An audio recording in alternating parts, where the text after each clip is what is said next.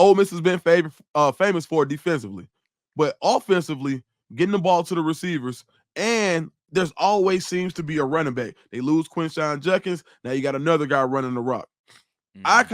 I kind of give credit to that to Lane Kiffin as far as being able to take different pieces and always have that offense rolling. Is Yeah. he the best play caller in college football? Man, I think there's a logical and rational argument for really probably about 3 to 4 guys. If we're talking from a head coach standpoint that calls plays, I mean, it's hard not. You could argue Sark, you could argue Lane. But what makes them special, and this is just from a play calling standpoint, when you run an offense that's that versatile and dynamic, and you do so many different things, even as an offensive lineman, you get gap scheme runs, you get zone scheme runs, you're pass protecting. That's the stuff that NFL scouts look at and say, okay, we've seen him do a little bit of everything, which makes us feel better about him when he comes up here and we put him in a pro style offense. It's not like he's sitting there running, the triple option and are never pass protecting or anything like that. And we don't know until we put him through drills or the combine or till he gets here for camp. And obviously playing quarterback for Lane Kiffin is like getting the golden ticket to Wonka's factory.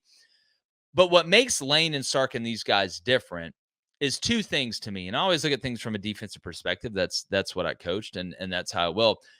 And I don't know another way to put this, and please excuse my language, but they bastardize everything. Mhm. What do I mean by that?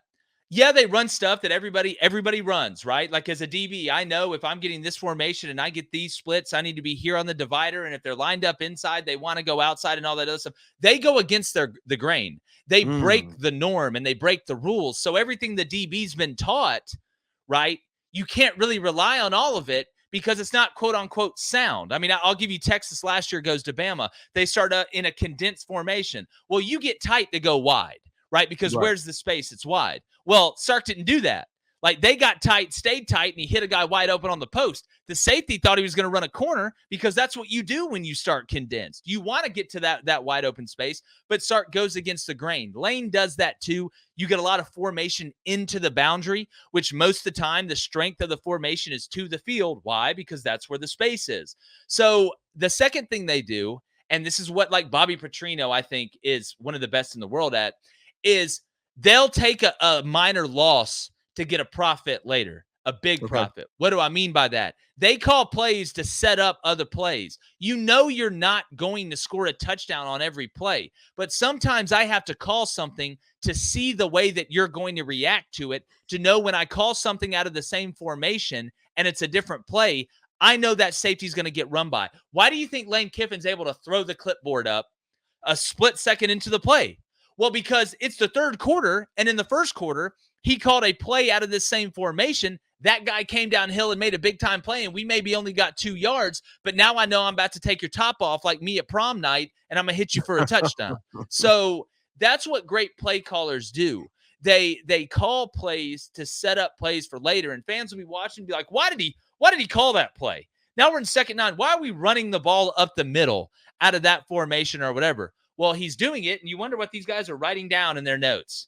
That's what he's writing down, and it's probably just gotcha, call later out of the same formation. He'll circle the call later, and add a tag to it. And sometimes you draw it up in the dirt.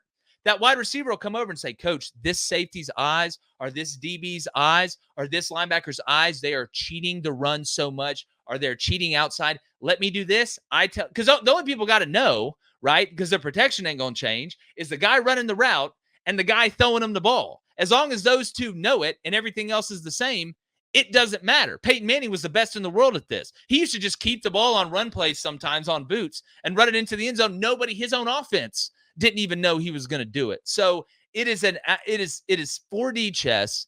It is not checkers. And football, a football game as a play caller, it's like life, right? Mhm. It's a game of adjustments. And it's not just how you adjust to the game, it's how you adjust when they adjust to your adjustment. And I know that's a lot of saying adjust, but that is the chess piece or the chess match that is going on throughout the game.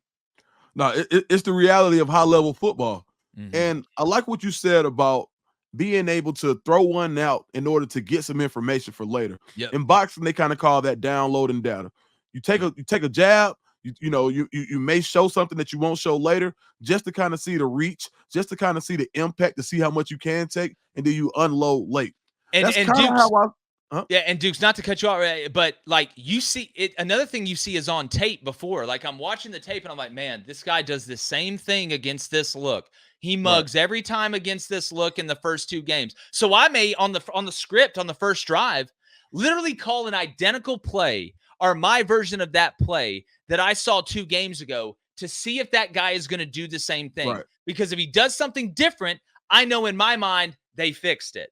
Right. So I'm gonna see what you fix. Sorry to cut you off, but that's a great point you're making. No, that's also a great point too, because tendencies are everything when we talk about ball, right?